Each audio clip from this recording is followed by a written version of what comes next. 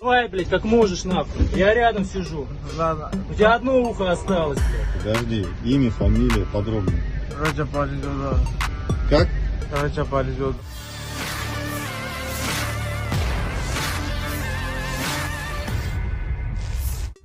Kelompok ISIS di Afghanistan atau negara Islam Provinsi Khorasan baru-baru ini menerima kekalahan telak dari infanteri angkatan bersenjata Rusia.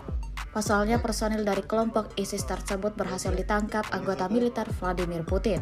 Seperti yang terlihat dalam sebuah rekaman yang ramai beredar di aplikasi perpesanan Telegram pada Minggu 24 Maret 2024, di mana dalam rekaman tersebut menampilkan seorang prajurit yang diduga dari ISIS-K sedang diinterogasi oleh pasukan Moskow.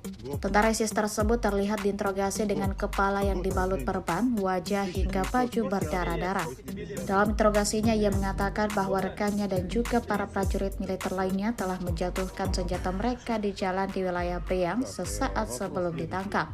Video ini viral dan menuai beragam respon dari warganet. У вас оружие было. Вы где его сбросили? Тут или там?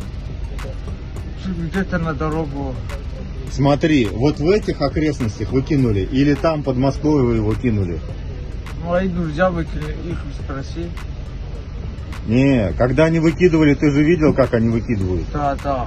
Где они выкинули? Я это карту не понимаю. Далеко отсюда? Либо Они здесь? знают. Здесь. Когда вас задержали тут, автомат был с вами, да? Нет? Там до задержания выкинули? Да.